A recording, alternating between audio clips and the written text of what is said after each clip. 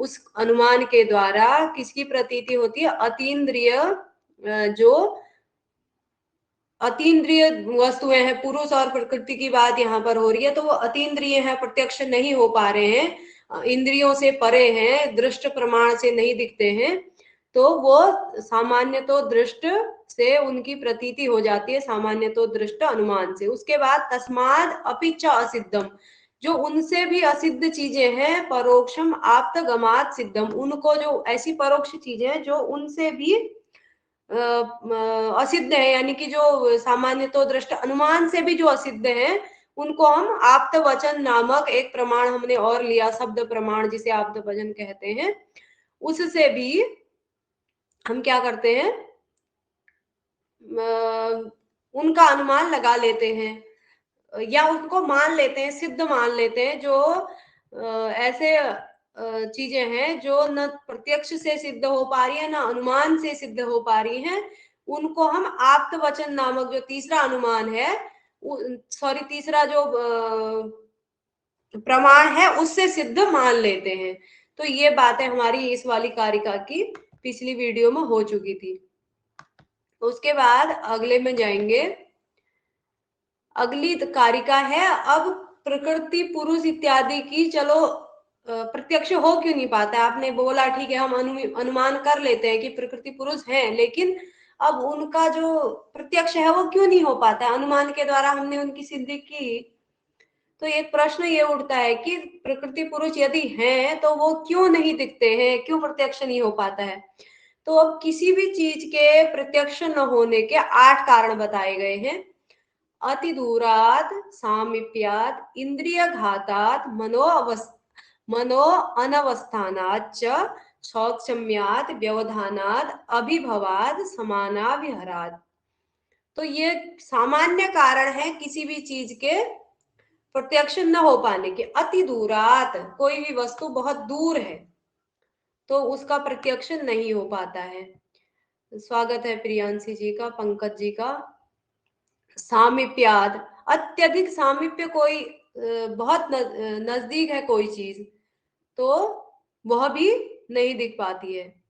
उसके बाद इंद्रिय घातात, अब कोई हमारी इंद्रिय में वस्तु है, लेकिन हमारी इंद्रिय में क्या हो गया, आंख इत्यादि की दृष्टि कमजोर हो गई, तो वो नहीं दिख पाती है। मनो अनअवस्थानाच, और मन की अनवस्था का अभिप्राय है मन संयुक्त नहीं हो रहा है उस वस्तु से, उस विषय से, उस वस्तु से मन यदि संयुक्त नहीं हो पा रहा है तो मन की अनवस्था के कारण भी, क्योंकि जब आंख किसी भी वस्तु को देखेगी, लेकिन क्या होता है कभी कभी हमारा मन कहीं और ही गया होता है, तो सामने की वस्तु भी हमें नहीं दिखती है, तो यही मनो अनवस्था है। उसके बाद सौक्ष्म्या, सूक्ष्मता के कारण व्यवधानात, उस वस्तु और हमारे बीच में कोई व्यवधान आ गया, तो इस कारण से भी क्या होता है, वह वस्तु हमें नहीं दिखती है। उसके बाद अभिभवात, अभिभव का अभिप्राय है अभिभूत हो जाने पर, जैसे सूर्य और तारे इत्यादि हैं, तो तारे क्या होते हैं, आकाश में होते हैं, लेकिन जब सूर्य का प्रकाश आता है तो वो अभिभूत हो जाते हैं, सूर्य के प्रकाश में वो छिप जाते हैं। तो अभिभवात एक कारण ये भी है कि कोई वस्तु अभिभूत हो जाने के कारण प्रत्यक्ष नहीं हो पाता। उसके बाद समानाविहाराच, अब समानाविहारात का अभिप्राय यह है कि जैसे कोई वस्तु है, वह उसी के समान कोई अन्य वस्तु आ गई, तो वहां पर क्या हो जाता है, वह जैसे दो मूंग की दालें हैं, दोनों एक साथ हमने मिला दी तो हम नहीं पहचान पाएंगे, तो वो उस वस्तु का प्रत्यक्ष नहीं हो पा रहा है। या हमने दूध में दूध मिला दिया, गाय के दूध में भैंस का दूध मिला दिया, तो वहां पर ऐसी स्थिति में भी हम नहीं पहचान पाएंगे दूध को। तो समानाविहारात का अभिप्राय है अपने ही समान किसी अन्य वस्तु में कोई वस्तु मिल जाती है तो उसका प्रत्यक्ष फिर नहीं हो पाता है। तो ये 8 कारण, ये सामान्य कारण है किसी भी वस्तु का प्रत्यक्ष। पहले बताया कि प्रश्न पूछा गया कि प्रकृति और पुरुष का प्रत्यक्ष क्यों नहीं हो पाता है, तो यहाँ पर सांख्य कारिका के रचनाकार कह रहे हैं, पहले बता रहे हैं कि इन कारणों से कोई भी वस्तु नहीं दिखती है। परसों एक प्रश्न बना हुआ था, कल शायद कल, तो लोगों ने भर भर के गलत कर दिया उसे। मैंने 2-3 ऑप्शन इसमें से ही दिए थे, लेकिन प्रकृति और पुरुष के लिए केवल उनके प्रणाम कमला जी, कैसी हैं?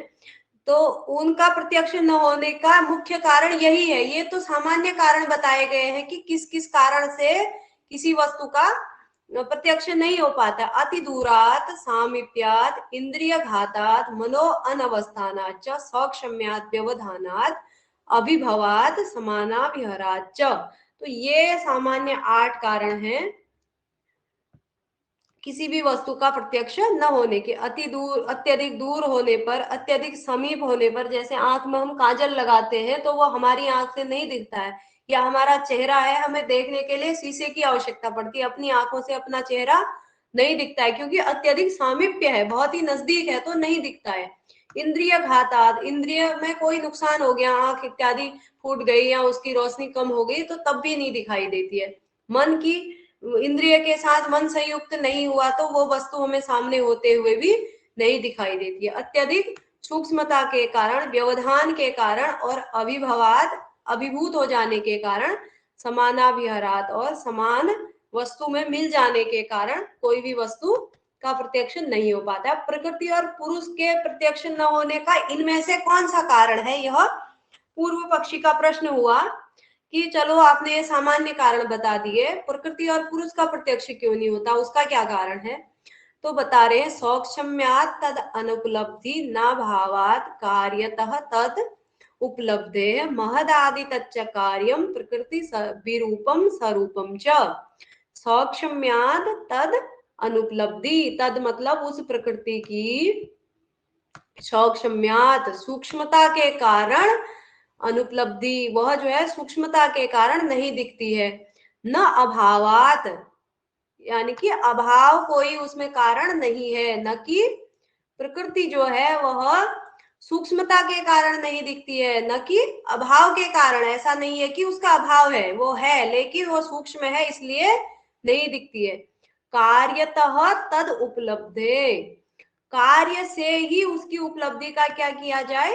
अनुमान लगाया जाए। कार्य जब उसका दिख रहा है तो समझ लिया जाए कि वह प्रकृति है। महद आदि तच्च कार्यम, महद इत्यादि उसके क्या है? कार्य हैं।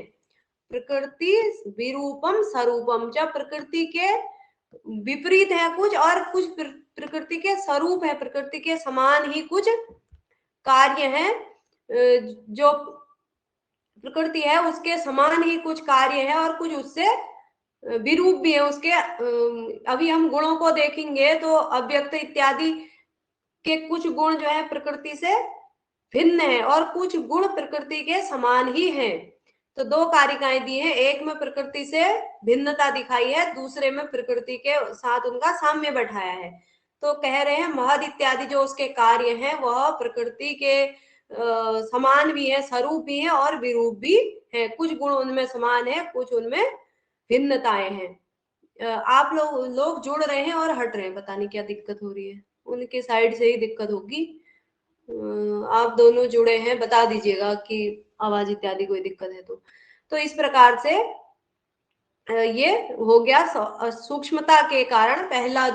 पहली जो पंक्ति है इसका अभिप्राय है सूक्ष्मता के कारण तद अनुपलब्धि, सूक्ष्म्यात तद अनुपलब्धि, न अभावात कार्यतः तद उपलब्धे, कार्य से ही उसकी उपलब्धि मान ली जाए। महद इत्यादि जो उसके कार्य हैं तच्च कार्यम प्रकृति विरूपम स्वरूपम च, प्रकृति के समान भी हैं और कुछ प्रकृति से उनमें भिन्न गुण भी हैं।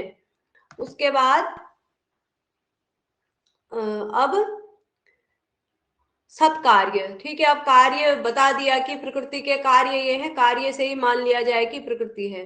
तो अब कार्य कैसे, मतलब कार्य यदि है तो फिर उसका कारण, कोई कार्य हो रहा है उसका कारण कैसे कहें कि उसका कारण में वो पहले से ही विद्यमान है। तो सत का अभिप्राय होता है किसी की सत्ता। ये सत कार्य की सिद्धि के लिए 5 हेतु बताए गए हैं, वही है। तो सत कार्य उसे कहते हैं जिसकी सत्ता होती है। तो अब पूर्व पक्षी ने पूछा कि भाई कैसे हम मान ले कि जो कार्य है वह अपने कारण में पहले से ही विद्यमान है और सत्कार्य की सिद्धि के लिए आपके पास क्या प्रमाण है, क्या है? तो आगे बताएंगे कि असद अकरणात् उपादान ग्रहणात् सर्व संभवाभावात् शक्यस्य शक्तस्य शक्य कारणात् कारण भावाच्च सत्कार्यम। कैसे कार्य सत है, कार्य अपनी उत्पत्ति से पहले कैसे सत है, क्योंकि यहाँ पर बहुत सारे मत मिलते हैं। नैयायिक कहते हैं कि कार्य जब उत्पन्न होता है तभी उसकी सत्ता होती है, और बौद्ध तो कह देते हैं असत से सत की उत्पत्ति हो रही है, शून्य से सब कुछ हो रहा है। और एक दर्शन कौन सा है, उसमें सत से असत की उत्पत्ति होती है, वेदांत में सत से असत की उत्पत्ति होती है। तो सत्कार्यवाद सांख्य दर्शन का क्या मत है, सत से सत सत जायते, सत से सत की उत्पत्ति होती है, सत से कभी भी असत की उत्पत्ति या असत से सत की उत्पत्ति नहीं होती है, ऐसा सांख्य का मत है। तो सांख्य दर्शन कहता है कि जो कार्य है वह पहले अपने कारण में सत है, कार्य की सत्ता पहले से ही अपने कारण में विद्यमान है। तो यहाँ पर कह रहे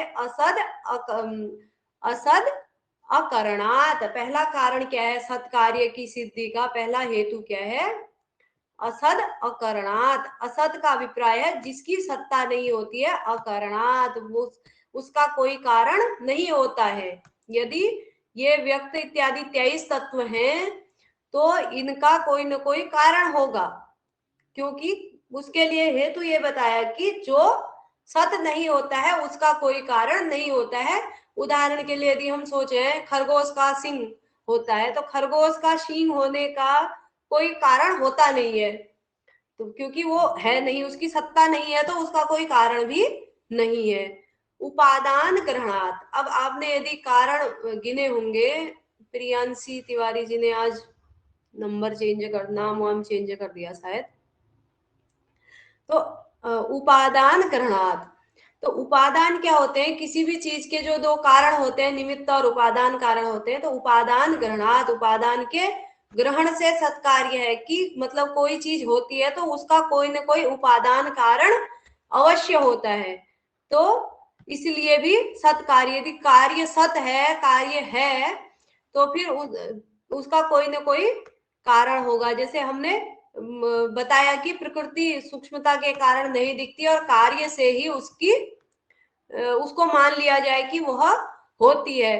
तो फिर बताया कि कैसे, पूछ रहे हैं कि कैसे कोई भी कार्य होता है वह कैसे सत है, कैसे विद्यमान है अपने, उसका कारण क्या है। तो बताया कि जो कारण जो नहीं होता है विद्यमान, जो असत है उसका कोई कारण नहीं होता है, और जो सत होता है उसका कोई ना कोई उपादान कारण होता है। तो ये सब जो कार्य हैं इनका प्रकृति उपादान कारण है, इसलिए ये प्रकृति में पहले से ही विद्यमान है, तो इसलिए सत कार्य कार्य जो है सत हो गया। उसके बाद सर्व संभव अभावात, सभी चीजों से सभी चीजों की उत्पत्ति नहीं हो सकती है, इसलिए सत्कार्य है।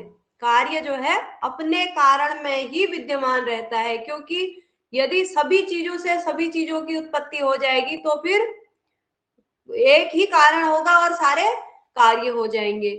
तो सर्व संभव अभावात, सभी चीजों का के द्वारा सभी चीजों की उत्पत्ति नहीं हो सकती है, इसलिए कार्य क्या है, अपने कारण में विद्यमान है, सत्कार्य। उसके बाद शक्तस्य शक्य कारणात्, वही बात, इसी का अगला पार्ट ये हो जाएगा कि शक्तस्य शक्य कारणात्, जो जिसको उत्पन्न करने में सक्षम है वह उसी को उत्पन्न करता है, इसलिए जो कार्य है वह अपने कारण में पहले से विद्यमान रहता है, उसकी सत्ता होती है। जैसे तिल से जो है तेल उत्पन्न करने की ही तिल में शक्ति है, तिल से यदि हम चावल के दाने निकालना चाहें तो संभव नहीं है, इसलिए जो चीज जिस चीज से जिसकी उत्पत्ति हो सकती है वही उसका कारण है, जो जिसमें जो शक्ति है वो अपने समान ही या अपनी सामर्थ्य के अनुसार ही कार्य को उत्पन्न करता है। कारण भावाच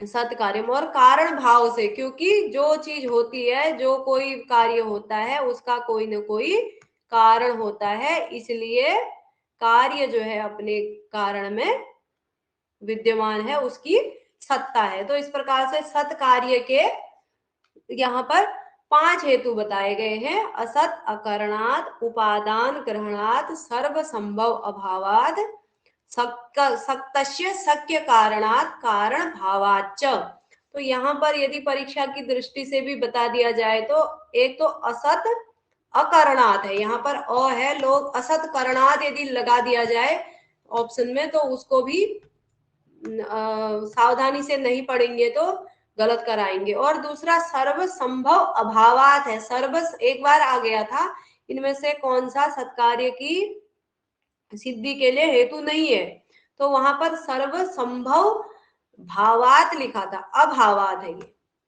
तो ये दो चीजें यहाँ पर ध्यान रखने लायक है। तो इस प्रकार से सत्कार्य की सिद्धि होती है। उसके बाद अब जो ये कार्य हैं, जो व्यक्त तत्व हैं, विष्णु विकास सिद्धा जी, जो ये कार्य है वह क्या है, कैसे वह प्रकृति के समान है और कैसे प्रकृति से भिन्न है। तो पहले कार्य और जो व्यक्त तत्व है 23 उनमें, और प्रकृति, क्योंकि प्रकृति स्वरूपम विरूपम च कहा, तो अब यहाँ पर प्रकृति के विरूप बता दिया। पहले विरूपम कहा था, तो विरूप क्या क्या विभिन्नताएं हैं उनमें, हेतु मद नित्यम अव्यापी, हेतु मद अनित्यम अव्यापी सक्रियम अनेकम आश्रितम लिंगम सावयम परतंत्रम व्यक्तम विपरीतम अव्यक्तम। अव्यक्त क्या है, प्रकृति है, और व्यक्त है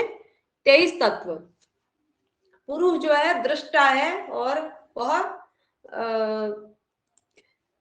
इन सबसे भिन्न है, न वह व्यक्त है, न प्रकृति है, न कार्य है, वह इन सबसे अलग है।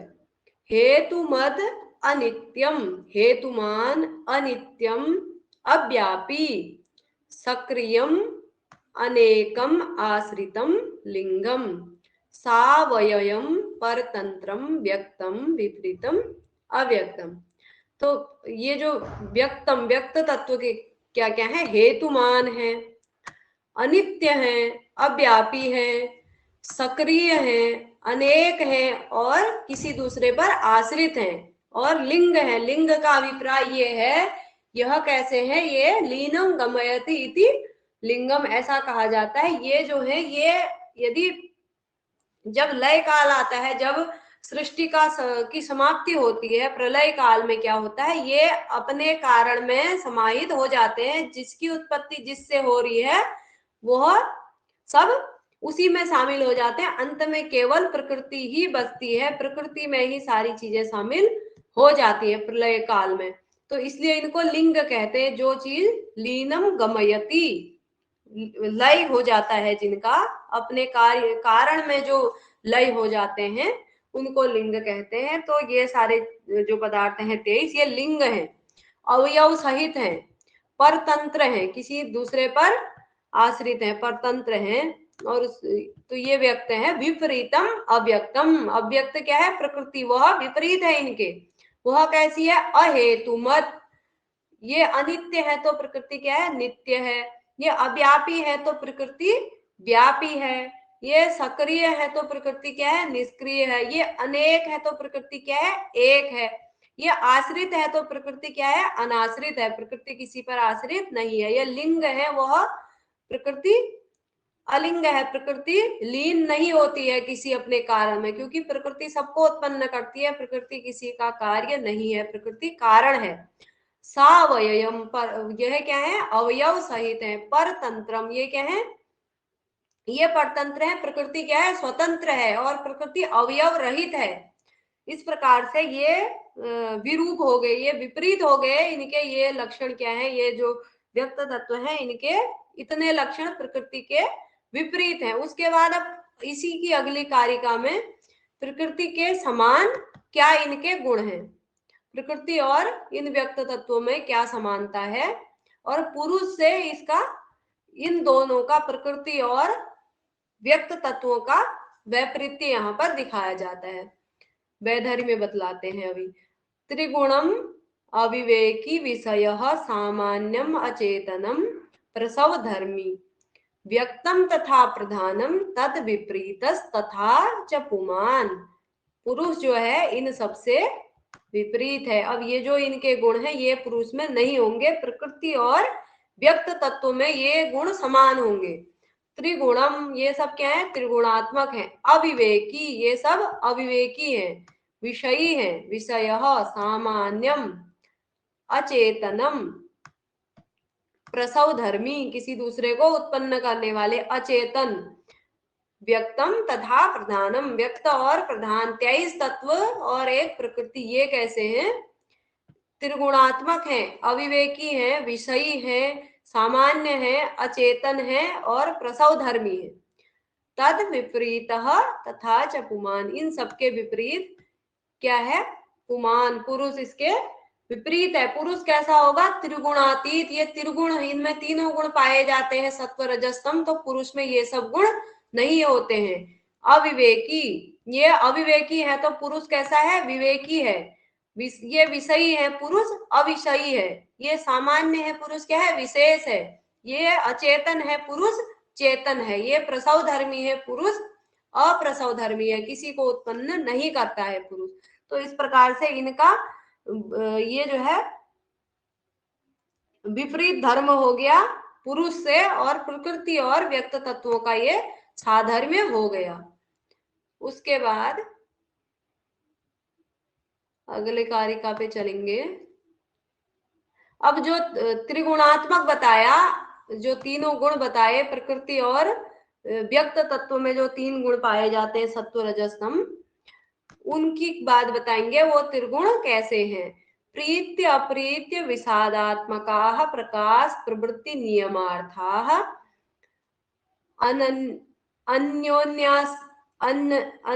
अन्योन्याभिभवाश्रय जनन मिथुन वृत्त्यश्च गुणाः, जो गुण हैं, जो त्रिगुणात्मक बताया गया है, वह गुण कैसे है, प्रीति अप्रीति विषादात्मकाः, विषादात्मकाः,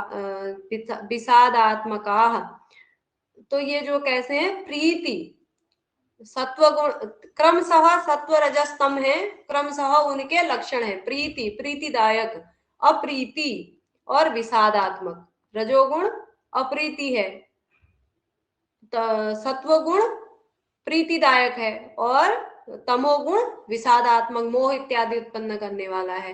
प्रकाश प्रवृत्ति नियमार्था, प्रकाश करने वाला कैसा है, प्रीति और प्रकाश, 2 लक्षण किसके हैं, सत्व गुण के।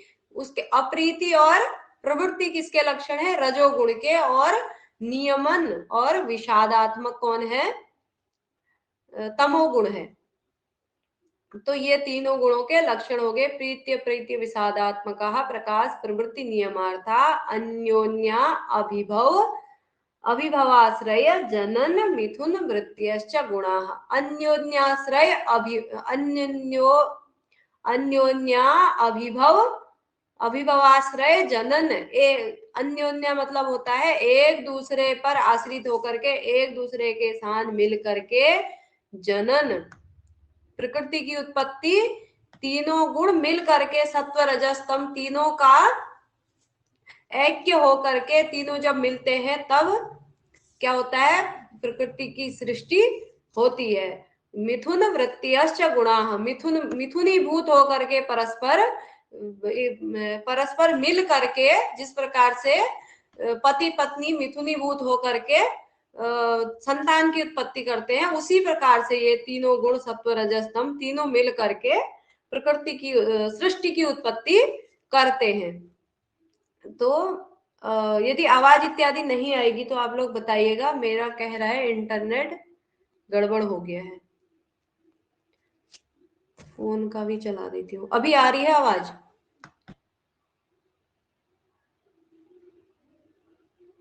नहीं तो फोन का चला लूंगी। रत्ना जी अभी सही है आवाज?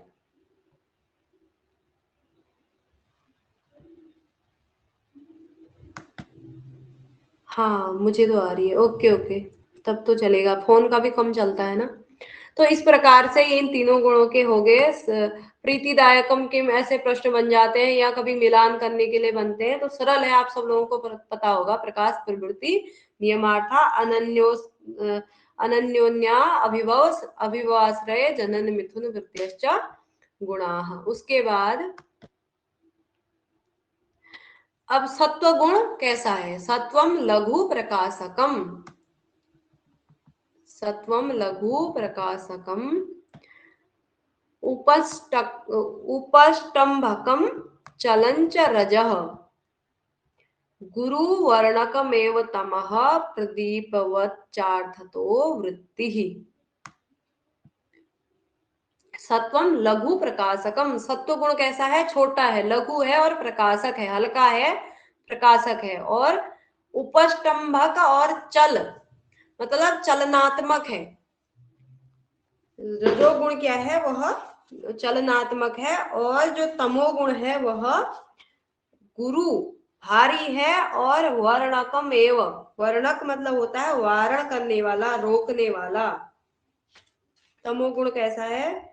रोकने वाला है। उसके बाद किसी ने पूछा, जो पूर्व पक्षी था उसने पूछा है कि भाई जब ये तीनों गुण अलग अलग है, एक सत्व प्रकाशक है, दूसरा चलनात्मक है, तीसरा कैसा है? वारणात्मक है, वो रोक देता है, भारी है, एक हल्का है। तो अब इनका जो है ये कैसे मिल करके परस्पर प्रकृति का, उपस्तंभकम का मतलब होता है प्रवृत्ति का कारण, किसी भी कार्य में या किसी भी काम में जब हम प्रवृत्त होते हैं तो ये जो हमारा रजोगुण होता है वह प्रवृत्ति करने वाला होता है, उस कार्य में प्रवृत्ति करवाने वाला रजोगुण होता है। तो अब किसी व्यक्ति ने कहा भाई ये तीनों में एक सत्व है, वो लघु है, छोटा है, एक जो है चलनात्मक है, प्रवृत्ति कराने वाला है, दूसरा भारी है और रोकने वाला है। तो ये तीनों जो है ये तो विपरीत गुण हो गए। यदि ये प्रकाशित कर रहा है तो ये क्या कर रहा है? वारित कर दे रहा है तमोगुण। या फिर ये चलनात्मक है तो ये चंचलता उत्पन्न कर दे रहा है, या ये प्रवृत्ति करने वाला है तो ये रोकने वाला है। तो ये तीनों गुण आपस में कैसे प्रकृति का निर्माण कर दे रहे हैं, कैसे सृष्टि का निर्माण कर रहे हैं? तो उत्तर दे रहे हैं प्रदीपवत चार्थतो वृत्ति ही। प्रदीपवत, दीपक के समान, जिस प्रकार से दीपक में क्या है?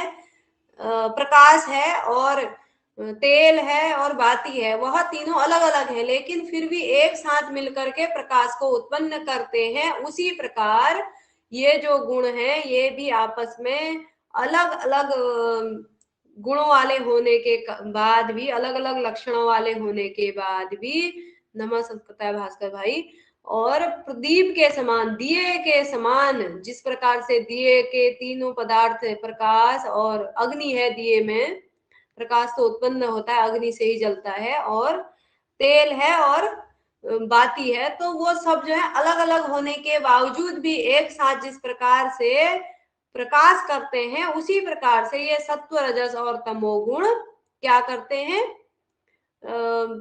मिल करके सृष्टि की उत्पत्ति करते हैं। उसके बाद अब क्योंकि प्रकृति इत्यादि के जो हमने लक्षण देखे थे, जो त्रिगुणम अविवेकी विषय बताया, तो तीन गुण कौन कौन से हैं वो बताया, उन गुणों के लक्षण बता दिए। अब आगे कह रहे जो आगे के गुण हैं, अविवेक्यादेह अविवेक्यादि ही सिद्धैस्तैगुण्यात् विपर्या भावात्, विपर्यया भावात् कारण गुणात्मकत्वात् कार्यस्य अव्यक्तम अपि सिद्धम। अब यहाँ पर क्या कह रहे हैं? अविवेक इत्यादि, जो अविवेक इत्यादि है, जो अविवेकी विषय, सामान्य चेतन स्वधर्मी, आगे हमने अन्य गुण जो प्रकृति और इन व्यक्त तत्वों के पढ़े, वह तो सिद्ध, वो तो सिद्ध हो जाते हैं। कैसे? त्रिगुण्यात तद विपर्या भावा, त्रैगुण्य से उसके विपर्य भाव से, विपर्यात अब विपर्या अभावात। तो यहाँ पर जो अविवेक इत्यादि हैं वह तो सिद्ध कैसे होते हैं? तीनों गुणों से, तद विपर्या भावाद, विपर्या अभावाद, अभावाद मतलब कहने का अभिप्राय यहाँ पर दो चीजें हैं। एक उसके होने पर उसका न होना वाली जो हम व्याप्ति पढ़ते हैं, या उसके होने पर उसका होना अन्वय व्याप्ति व्यतिरेक व्याप्ति। कहने का अभिप्राय यह है, ये अविवेक इत्यादि गुण तो ऐसे सिद्ध हैं त्रिगुणात्मक होने के कारण या विपर्यया भावात, तो या तो ये त्रिगुणात्मक है तो इसलिए अविवेकी इत्यादि गुण इनके अंतर्गत अंदर हैं। और दूसरा जो क्या कहते हैं, जो त्रिगुणातीत वाला जो गुण है वह इनमें नहीं है, तो फिर ये सब गुण इनमें है। मतलब कहने का अभिप्राय है जो गुण इनमें है वो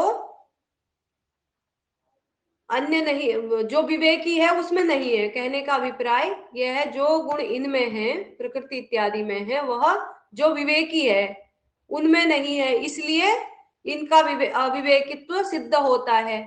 और जो गुण इनमें है वो विवेकी में नहीं है, इस प्रकार से इनका अविवेकी होना सिद्ध होता है। कुल मिला के ये बात है, अन्वय व्याप्ति और व्यतिरेक व्याप्ति के माध्यम से ही अविवेकित्व इत्यादि इनका जो अविवेकी है यह सिद्ध हो जाता है। कारण गुणात्मकत्वात् कार्यस्य अव्यक्तम अपि सिद्धम।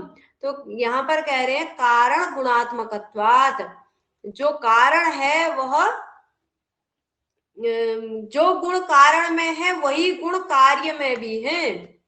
तो इस आधार पर भी क्या है, व्यक्त और अव्यक्त सिद्ध हो रहे हैं, और जो गुण कार्य में है वही कारण में है। यहाँ पर भी अन्वय व्याप्ति और व्यतिरेक व्याप्ति के माध्यम से ही सिद्ध किया गया है कि व्यक्त भी है और अव्यक्त भी है, और व्यक्त और अव्यक्त दोनों में अविवेक इत्यादि गुण भी हैं। और क्योंकि कारण में जो गुण विद्यमान होते हैं वो कार्य में विद्यमान होते हैं, और जो कार्य में विद्यमान होते हैं वह कारण में भी विद्यमान होते हैं, तो इसलिए जो है अविवेकी इत्यादि जो इनका गुण है यह सिद्ध होता है। उसके बाद दो कारिकाएं देख के समाप्त करेंगे, पीडीएफ में अन्य है नहीं। तो भेदानां परिमाणात् समन्वयात् शक्तितः प्रवृत्तेश्च कारण कार्य विभागात् अविभागात् वैश्व रूपस्य। अब अव्यक्त की सिद्धि की जाएगी। यहाँ पर अव्यक्त कैसे, इन सबका ये जो व्यक्त पदार्थ है इनका कारण कैसे हो सकता है, जो अव्यक्त है वह कैसे है, उसकी कैसे सत्ता है और वह कैसे इनका कारण है। क्योंकि यदि कार्य है तो आवश्यक नहीं है कि कारण भी है, क्योंकि जब वेदांत दर्शन कहता है असत से सत नहीं, सत से असत पदार्थों की उत्पत्ति होती है, या बौद्ध लोग कहते हैं कि असत से सत उत्पन्न होता है, या फिर नहीं सॉरी वो कहते हैं शून्य से सत पदार्थ उत्पन्न होते हैं, तो वो हाँ असत ही शायद मानते हैं। और उसके बाद जो न्याय वाले हैं वह भी कार्य की उत्पत्ति से पहले कारण में विद्यमान उसको नहीं मानते हैं। तो अब यहाँ पर कैसे अव्यक्त कैसे है, प्रकृति की दिख तो नहीं रहा है लेकिन उसकी सिद्धि की जा रही है। तो उसका हमने लक्षण बताया कि व्यक्तों के समान ये लक्षण हो रहे हैं और अव्यक्तों के समान ये लक्षण है। और इससे पिछली कारिकाओं में भी हमने देखा कि इन इन कारणों से इनका अविवेकी इत्यादि सिद्ध हो रहा है। उसके बाद अब बताए भेदानाम परिमाणात् समन्वयात् शक्तितः प्रवृत्तेश्च, समन्वयात् शक्तितः प्रवृत्तेश्च कारण कार्य विभागात् अविभागात् वैश्व रूपस्य। अब भेदानाम परिमाणात्, व्यक्त कैसे है उसकी सत्ता कैसे है। किसी किसी को क्लास तो नहीं हो रही है, आप लोगों को तो स्पष्ट है ना, आवाज इत्यादि कोई दिक्कत नहीं है भास्कर भैया। भेदानाम परिमाणात, जो भेद है, जो 23 पदार्थ हैं उनके परिमाणात यानी कि उनका कोई ना कोई निश्चित आकार होता है। तो जो वस्तु जिसका आकार होता है वह उसका कोई ना कोई कारण होता है, और किसी न किसी कारण में, ठीक है आवाज क्लियर है, तो वह पहले से विद्यमान रहता है, इसलिए भेदानाम परिमाणात, इन सब का एक कारण होने के कारण, नहीं सॉरी, एक परिमाण होने के कारण, एक नाप जोग होने के कारण ये क्या है, अव्यक्त सिद्ध होता है, क्योंकि ये पहले अव्यक्त में व्याप्त होंगे, अव्यक्त में होंगे, क्योंकि इनका कोई ना कोई कारण है, ये कहीं ना कहीं व्याप्त होंगे, इससे अव्यक्त की सिद्धि हो रही है। समन्वयात, समन्वय से अव्यक्त की सिद्धि हो रही है। इसका यहाँ पर अभिप्राय यह है कि अव्यक्त होगा, इसके लिए समन्वय ये कर रहे हैं, जो चीजें ये हैं तो इनके समान ही कोई ना कोई इनका कारण होगा, समन्वय कर रहे हैं। जैसे हमने कोई बहुत ही संस्कारी बच्चा देखा तो हम कहते हैं कि इसके माता पिता भी संस्कारी होंगे, हमने उसको देखा नहीं है, उसके बाद भी हम समन्वय ये कर रहे हैं कि उसके माता पिता संस्कारी होंगे। तो इसलिए समन्वयात, समन्वय से हम मान रहे हैं कि अव्यक्त होगा, कोई ना कोई पदार्थ होगा। शक्तितः प्रवृत्तेश्च, अब यहाँ पर क्या है, कार्य करने की शक्ति के कारण, यानी कि जो ये कार्य उत्पन्न हुए हैं इनको उत्पन्न करने की किसी न किसी में शक्ति होगी, ऐसा कोई न कोई शक्तिवान पदार्थ होगा, कोई न कोई वस्तु होगी जिससे ये सारी चीजें, ये व्यक्त पदार्थ जो 23 है ये उत्पन्न हुए होंगे। तो शक्तितः प्रवृत्तेश्च, इससे जो है हम सिद्धि कर रहे हैं कि अव्यक्त होगा, यानी कि ये 23 तत्व उत्पन्न हुए हैं तो बिना किसी शक्ति के, बिना किसी कारण के कोई भी कार्य उत्पन्न नहीं होता है, इसलिए हम मानते हैं कि व्यक्त तत्व होगा, अव्यक्त तत्व होगा। यदि व्यक्त हैं तो इनके पीछे कोई ना कोई इनका कारण रूपी व्यक्त अव्यक्त तत्व होगा। कारण कार्य विभागात, अब यहाँ पर क्या कह रहे, कारण कार्य विभाग से, यानी कि प्रत्येक वस्तु का जो उत्पत्ति का जो कारण है वह कोई अन्य है, इसलिए भी को व्यक्त पदार्थ ऐसा होगा जिससे, कोई अव्यक्त पदार्थ ऐसा होगा जिससे ये सब उत्पन्न हो रहे, वो दिख नहीं रहा है, उसकी अनुमान से ही सिद्धि हो रही है, क्योंकि व्यक्त कार्यतः बताया कि कार्य के द्वारा ही उसकी सिद्धि हो जाएगी, कार्य जो है महद इत्यादि है, तो ये सब पदार्थ यदि हैं तो कोई ना कोई इसका कारण है, क्योंकि एक ही कारण से भी कई सारी चीजें उत्पन्न नहीं होती है, कार्य कारण कार्य विभाग है, अलग अलग कारणों से अलग अलग कार्य उत्पन्न होते हैं। उसके बाद अविभागाद वैश्वरूपस्य, अब अविभागाद वैश्वरूपस्य, यानी कि ये जो है किसी न किसी में मिल जा रहे हैं, इनका अविभाग है किसी न किसी चीज से, कहने का अभिप्राय है जब ये समाप्त होते हैं, जब प्रलय काल आता है तो ये सारी चीजें, ये जो व्यक्त पदार्थ हैं 23, ये किसी न किसी में लय हो जाते हैं, तो ये जिसमें लय होते हैं उसकी सत्ता होगी अवश्य ही, इसलिए अव्यक्त जो है सिद्ध है, अव्यक्त है, कोई ना कोई पदार्थ है।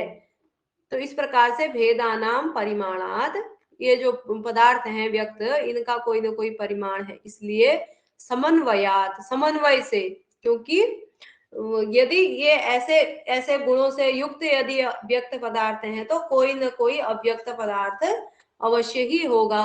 उसके बाद शक्ति, यहाँ पर क्या है, जिसकी जिस कार्य को, अच्छा जी प्रियांशी जी, ठीक है आप देख लीजिएगा, जिसकी जिस कार्य को उत्पन्न करने की शक्ति होती है वह उसी कार्य को उत्पन्न करता है, इसी कारण से कोई न कोई इन 23 तत्वों को उत्पन्न करने की शक्ति रखता होगा, इसलिए कोई व्यक्त कारण अव्यक्त कारण होगा, कोई न कोई अव्यक्त तत्व होगा। उसके बाद कार्य कारण कार्य विभागात, जो कारण है वह अलग अलग कार्यों को उत्पन्न करते हैं, सभी कारण सभी कार्यों को उत्पन्न नहीं करते, इसलिए भी कोई न कोई, यदि इतने कार्य है तो कोई न कोई कारण अवश्य ही होगा। और अविभागाद वैश्वरूपस्य, इनकी जो पूरा संपूर्ण ये जो 23 पदार्थ हैं, इन तत्वों से बनी हुई जो विश्वरूपी समस्त चराचर जगत है, तो वह प्रलय काल में किसी चीज पर लय हो जाता है, तो यह जिसमें लय होता है उसकी अवश्य सत्ता होगी, वह होगा, इसलिए अव्यक्त क्या है, सिद्ध है। तो इन कारणों से अव्यक्त को सिद्ध किया जा रहा है। उसके बाद अब आगे फिर प्रश्न उत्पन्न होता है कि ये जो तीनों गुण हैं ये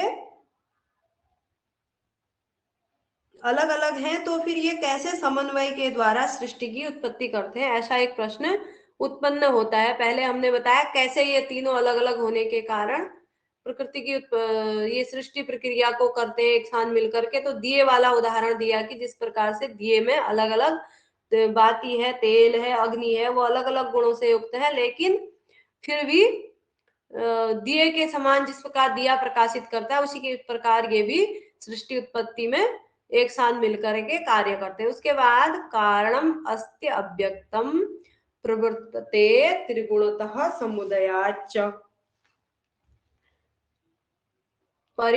ये जो है ऊपर वाली पंक्ति का भाग है, कारणम अस्ति अव्यक्तम, यानी कि ये सब कारण, ये सब कार्यों में जो ये गुण है, ये इनके कारण जो है अव्यक्तम अस्ति, कारणम अस्ति अव्यक्तम, कारण कोई न कोई इन सबका है, वह क्या है, अव्यक्त है। उसके बाद प्रवर्तते त्रिगुणतः समुदयाच्च परिणामतः सलिलवत प्रतिगुण प्रति गुणाश्रय विशेषात। अब यहाँ पर प्रश्न ये उठाया कि ये तीनों गुण कैसे एक दूसरे के साथ जब इतने विभिन्न गुणों वाले हैं तो फिर ये कैसे सृष्टि प्रक्रिया में एक साथ हो जाते। तो समुदाय से मतलब सारे मिल करके समन्वय बैठा करके तब ये जो है प्रवृत्त होते हैं सृष्टि कार्य में। समुदयाच समन्वयात, ये जो है समन्वय बैठा करके आपस में तीनों गुण जो है, कोई जब सृष्टि प्रक्रिया होती है न कोई गुण अधिक होता है न कोई गुण कम होता है, तो बराबर मात्रा में तीनों गुणों का समन्वय होके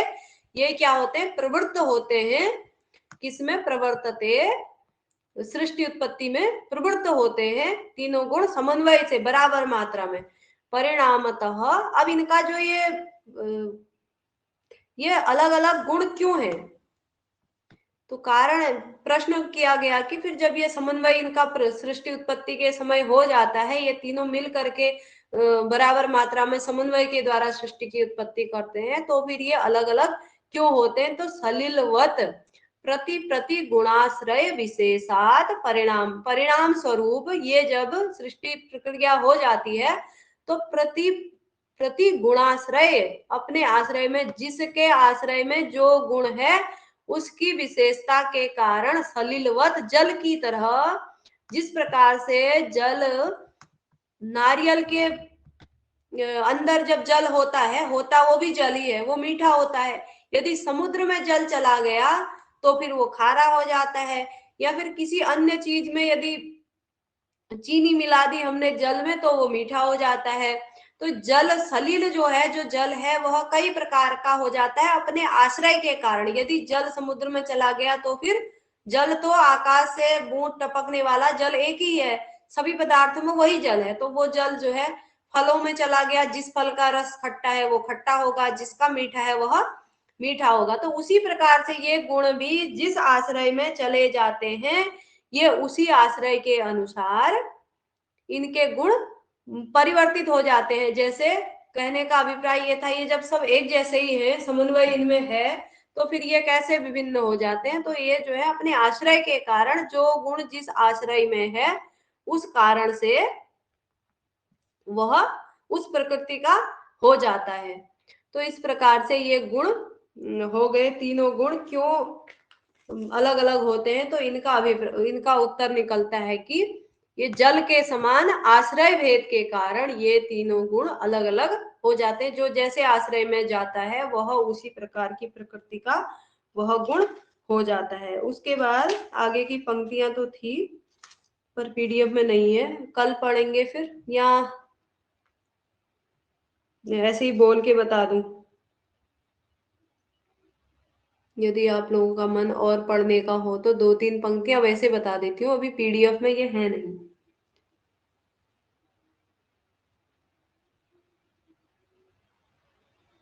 हेलो, आवाज इत्यादि साफ है जी, बता दूं, ठीक है। तो कोई बात नहीं, वैसे सांख्य कारिका तो नॉर्मल है, सभी के पास होगी, उपकार की किताब में पूरी मूल दी है। तो थोड़ा सा ये वो तो नहीं हो रहा है कि हमने पढ़ रखा है और दीदी ने वही विषय शुरू कर दिया, ऐसा तो किसी के मन में नहीं है ना। अगली कारिका है संगात परार्थत्वात् त्रिगुणादि विपर्ययात् अधिष्ठानात् पुरुषो अस्ति। अब पुरुष की सिद्धि है, ठीक है, प्रकृति हो गई, अव्यक्त की हमने सिद्धि कर दी है इतने कारणों से, और गुण कैसे प्रवृत्त होते हैं एक साथ मिलकर के और विभिन्न कैसे होते हैं गुण, तो ये सब चर्चा हमारी हो गई है। उसके बाद पुरुष की सिद्धि, पुरुष किस कारण से, पुरुष की सिद्धि का कारण बताइए भाई। पुरुष है, आपने बोल दिया प्रकृति है, पुरुष है, 23 तत्व तो दिख रहे हैं, प्रकृति पुरुष नहीं दिख रहे थे, इनका कारण बताया आपने कि सूक्ष्म है इसलिए नहीं दिख रहे हैं। तो अब सिद्धि कीजिए पुरुष कैसे है। संघात परार्थत्वात् त्रिगुणादि विपर्ययात् अधिष्ठानात् पुरुषो अस्ति भोक्तृभावात् कैवल्यार्थम प्रवृत्तेश्च। अब क्या कह रहे हैं, संघात, संघात का मतलब होता है जो ये समस्त जड़ पदार्थ हैं इनका जो समूह है, परार्थत्वात् किसी दूसरे के लिए, परार्थ के लिए है, यानी कि जो भी संसार की जड़ वस्तुएं हैं वह, क्योंकि इनमें तो कोई चैतन्यता है नहीं, 23 तत्व जो है या जो भी संसार की वस्तुएं हैं वो जो है परार्थत्वात् किसी दूसरे के लिए है वो, इसलिए उनका भोक्ता कौन है, कोई ना कोई तो होगा। पुरुष की सिद्धि भी अनुमान से ही हो रही है, कहने का अभिप्राय ये है। यहाँ पर बर्तन वर्तन रखे हुए हैं तो इस कमरे में कोई ना कोई रहता होगा, या यहाँ पर गीला है तो बाथरूम में किसी ने नहाया होगा। तो ये जो अनुमान हम करते हैं उसी प्रकार से यहाँ पर भी अनुमान किया जा रहा है कि जब संघात परार्थत्व, जो पदार्थ है, जो जड़ पदार्थ है संसार के, वह किसी न किसी के लिए है, परार्थ के लिए, वो स्वयं तो खुद को भोग नहीं रहे हैं, तो कोई ना कोई उनका भोक्ता होगा, इसलिए पुरुषो अस्ति त्रिगुणादि विपर्ययाद, तीनों गुणों से विपरीत है, क्योंकि त्रिगुणात्मक तो ये सत्व रजस तम गुण युक्त जो है ये 23 तत्व है, प्रकृति है, तो ये किसी न किसी को उत्पन्न कर रहे हैं, किसी न किसी से उत्पन्न हो रहे हैं, लेकिन त्रिगुणात, त्रिगुण से विपरीत भी कोई है, इसलिए पुरुष। अधिष्ठानात, अधिष्ठानात का अभिप्राय होता है चलाने वाला, कोई न कोई अधिष्ठाता है, यानी कि ये सृष्टि प्रक्रिया चल रही है, प्रकृति अपना कार्य कर रही है, व्यक्त तत्व अपना कार्य कर रहे हैं, तो कोई न कोई उसको चलाने वाला है, उसका अधिष्ठाता है। इसलिए ये 24 तत्वों में यदि प्रकृति और 23 तत्वों में जो कोई अधिष्ठाता नहीं है तो फिर कोई न कोई अधिष्ठाता है, इसका अभिप्राय यह है पुरुष अधिष्ठाता है। भोक्तृभावात्, तो इन सबको जो ये पदार्थ है इनको भोगने वाला कोई न कोई है, इसलिए पुरुष है। कैवल्यार्थम प्रवृत्तेश्च, तो किसी न किसी का इन तत्वों के ज्ञान से किसी न किसी का कैवल्य हो रहा है। यहाँ पर न ही तत्वों का कैवल्य की बात की गई है, न प्रकृति के कैवल्य की बात की गई है, तो कोई न कोई ऐसा भी कोई तत्व होगा जिसका कैवल्य होता है, इसलिए जो है ये पुरुष सिद्ध होता है। संगात परार्थत्वात् त्रिगुणादि विपर्ययात् अधिष्ठानात् पुरुषो अस्ति भोक्तृभावात् कैवल्यार्थम प्रवृत्तेश्च। पुरुष की सिद्धि के लिए कितने हेतु बताए गए हैं, ऐसा प्रश्न आ जाता है, तो 5 हेतु बताए गए हैं पुरुष की सिद्धि के लिए। संघात परार्थत्वात् त्रिगुणादि विपर्ययात् अधिष्ठानात् भोक्तृभावात् और कैवल्यार्थम प्रवृत्तेश्च। कैवल्य में किसी न किसी की प्रवृत्ति है, इसलिए ये प्रकृति का दर्शन हो रहा है, सृष्टि प्रक्रिया हो रही है, तो कोई न कोई ऐसा है जिसकी कैवल्य में प्रवृत्ति है, जिसको कैवल्य चाहिए, जिसको मोक्ष चाहिए, तो वह कोई और नहीं केवल पुरुष है। उसके बाद अगली कारिका है, 20 तक कारिकाएं देख लेते हैं, 2 और देख लेते हैं।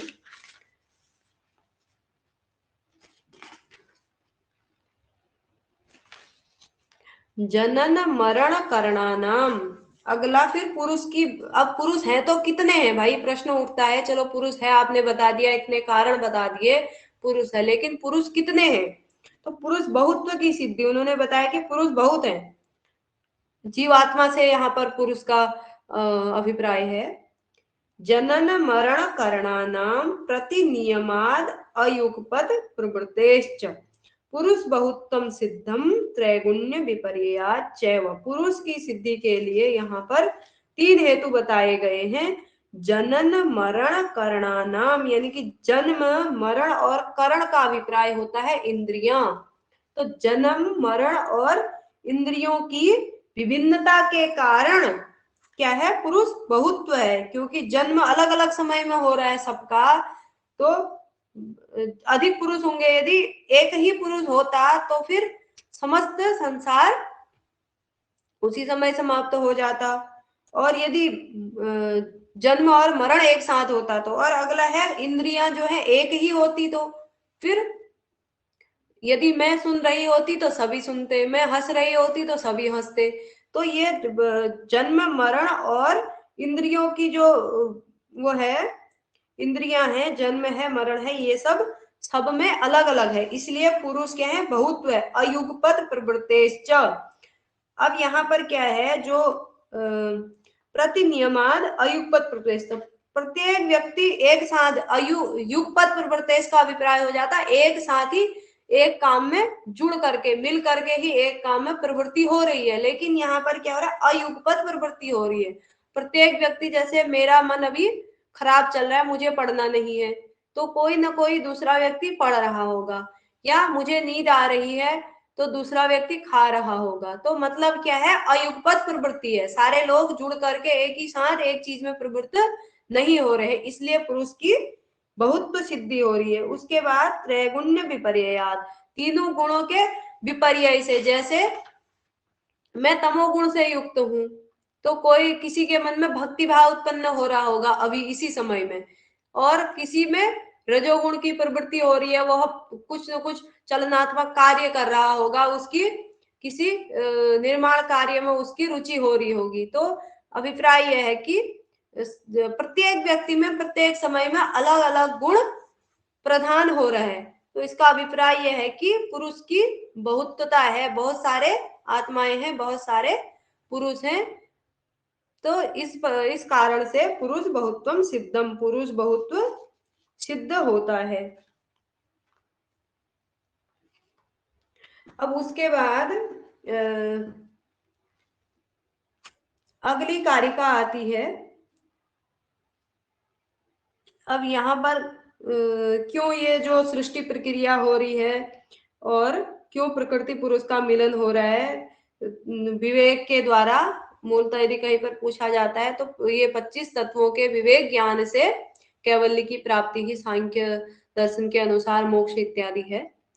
तो यहाँ पर क्या कह रहे, तस्माच्च विपर्यासात् सिद्धम साक्षित्वमस्य पुरुषस्य कैवल्यम।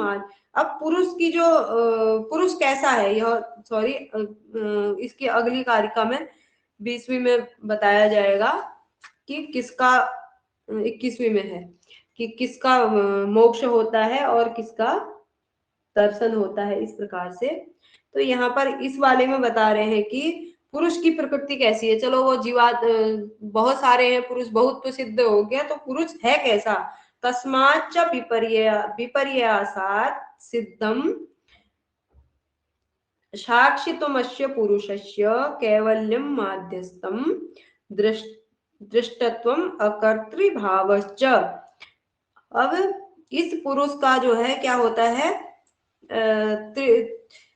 त्रिगुणातीत है, विवेकी है, अविषयी है इस धर्म से, यानी कि यह अप्रसव धर्मी है, त्रिगुणातीत है, अविवेकी है। तो यह सृष्टि प्रक्रिया में तो शामिल नहीं, कहने का अभिप्राय है यह किसी को उत्पन्न तो नहीं करता है क्योंकि अप्रसव धर्मी है और विवेकी है, चैतन्य है, तो इसके सारे गुण जो है इन व्यक्त तत्वों से और प्रकृति से अलग है। तो ये कैसा है, इसका स्वरूप सिद्ध कर रहे हैं कि तस्माच्च विपर्यासात्, यानी कि उन सब से विपरीत होने के कारण सिद्धम अश्य पुरुषस्य, इस पुरुष का क्या सिद्ध है, साक्षित्वम, ये साक्षी है, सृष्टि प्रक्रिया में यह साक्षी है, और क्या है, माध्यस्थ है, और दृष्टम दृष्टत्वम, दृष्टा है, दृष्टत्व इसका सिद्ध होता है। और इसका क्या होता है, अकर्तृभावश्च, और अकर्तृभाव यानी कि ये किसी काम को करने वाला नहीं है, ये अकर्ता है, ऐसा इस पुरुष का सिद्ध हो रहा है। क्योंकि